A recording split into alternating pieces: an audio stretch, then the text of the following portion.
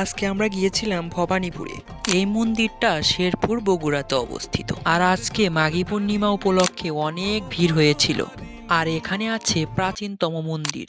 সকল কিছু এই ভিডিওতে তুলে ধরা হয়েছে।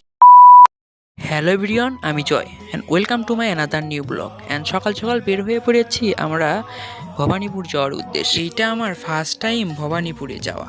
এর আগে আমি কখনোই যাইনি।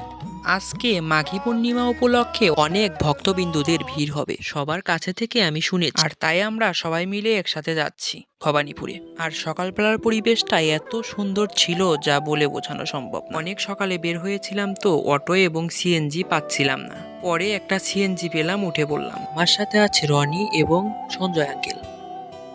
আজকে যে আমি ভবানীপুরে যাব আমি নিজেই জানি না। আমার আগের দিন ছিল পরীক্ষা, সারাদিন আমি পরীক্ষা দিয়েছি। ওরা বললো যে চল ঘুরে আস, পরে আর না করতে পারলাম না। পরে বললাম যে চলো যাই। অলরেডি চলে আসছি আমরা ভবানীপুর। শ্রী শ্রী ভবানী মাতা মন্দিরের ভিতর দিয়ে প্রবেশ করছি আমরা। দেখুন কত মানুষ। প্রতি বছরই এই জায়গাতে অনেক মানুষ চান করতে আসে। এই জায়গাকে তীর্থস্থানও বলা হয়। কে সর্বপ্রথম পুকুরের ওই পাশে যাব স্নান করতে। আর দেখুন কত মানুষ স্নান করছে। এটি পবিত্র শাখা পুকুর নামে পরিচিত। এখানে স্নান করলে শরীর এবং মন দুটোই পবিত্র হয়। স্নান শেষ করে আপনাদের সাথে কথা হচ্ছে, এ পর্যন্ত আমার সাথেই থাকুন।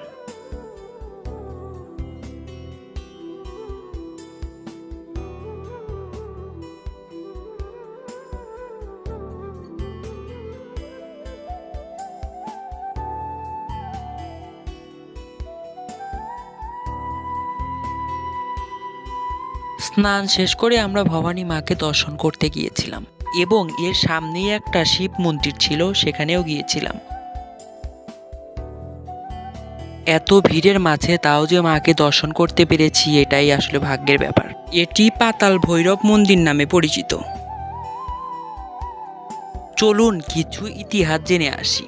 বগুড়া জেলার শেরপুর উপজেলায় করতোয়া নদীর তীরে অবস্থিত ভবানীপুর মন্দির হিন্দু ধর্মাবলম্বীদের অন্যতম প্রধান 51টি শক্তিপীঠের মধ্যে এটি অন্যতম। অষ্টাদশ শতাব্দীতে নাটোরের রানী ভবানী এই প্রাচীন মন্দিরটি সংস্কার ও নির্মাণ করেন। প্রাচীর দিয়ে ঘেরা ভবানীপুর মন্দির এলাকায় প্রায় 4 একর 12 বিঘা জমি নিয়ে গঠিত। এর মধ্যে রয়েছে প্রধান মন্দির, বেলবরণতলা শিব মন্দির, পাতাল ভৈরব শিব মন্দির, গোপাল মন্দির, বাসুদেব মন্দির এবং নাট মন্দির। প্রতি বছর মাঘী পূর্ণিমায় এখানে বড় মেলা বসে। এগুলোই আমরা ঘুরে ফিরে দেখছিলাম এবং তার ইতিহাস জানার চেষ্টা করছিলাম।